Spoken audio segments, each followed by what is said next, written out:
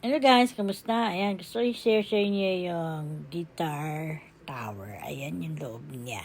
Connected to sa Seminole Hard Rock Hotel and Casino. Ayan, dan laki na niya. Sobrang laki na. Dati ay nung pumunta kami dito ay yung Hard Rock lang ang meron dito. Ngayon yung ginagawa yung guitar. Ngayon, ayan yung loob ng guitar. Ayan yung labas niya, bale.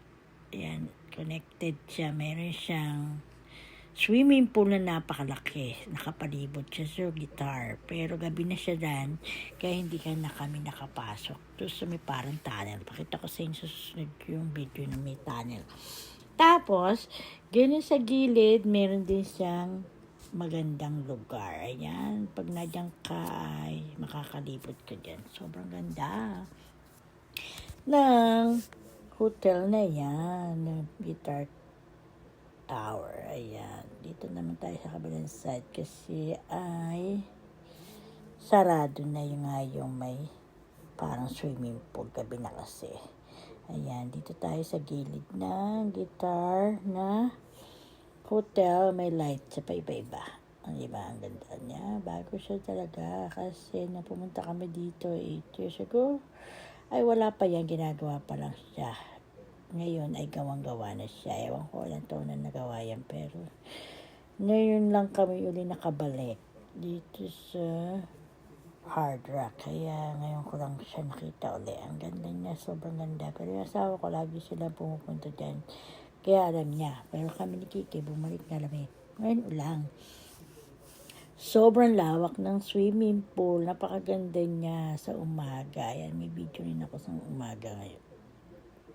Pa-upload ko na lang ulit. Ang ganda-ganda niya. Kung gusto niyo magpunta dyan, ay sulit. Ang ganda. Kaya lang medyo mahal. Meron din siyang katabi na another hotel. Yun ay mahal na hotel din. Oasis Hotel. Ayan. Napakaganda niya sa gabi. Mag-money-money. Ayan. Napakaluwang ng kanyang swimming pool hanggang sa harapan. Pwede ka dyan pumunta kung umaga. Pero may sarado na kasi siya. Kasi taglamig din siya ngayon. Kaya hindi raw siya nagbubukas. Pero sabi ng asawa ko, kinabukasan papasyal kami kung ano yung labas niya. Kita mo. Ayan yung harap ng Guitar Tower Hotel. Napakaganda. Nakaka-amaze. Talaga 5-star hotel dito. Talagang dinadayo siya. Kaya kami na dyan kasi mayroon Seminole Tribe Fair. Ayan. Napakaraming makikita dyan. Napakaraming pumunta. Dito sa Amerika parang yayaman talaga ng tao. Huh?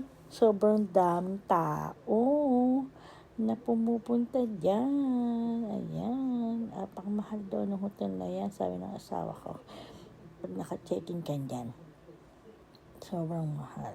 Number 1 na pasyalan din dito yun sa Florida, kung hindi ako nagkakamali. Ang Hard Rock na yan. Tower. Sobrang pretty. Napakahaba ng swimming pool. Sobrang ganda. At ang mahal niya ha, lahat ng pagkain dyan mamahalin. Okay? Napaka feeling mo mayaman ka na pag naka-stay ka dyan. Alright, thank you. Dinare ko lang sa inyo yung aking nakikita dito sa Amerika. Hindi para magyabang. Natutuwa lang po talaga ako. Kasi ano yan ang trabaho ng asawa ko. Nakakaikot siya, nakakapasyal. Ayan yung guitar mismo sa harap namin. Paganda, di ba? Hindi basta-basta. Alright, thank you for watching. Love you all. Panorin nyo yung susunod ko video. Umaga naman siya. Ayan, excited si Kiki mag-ikot.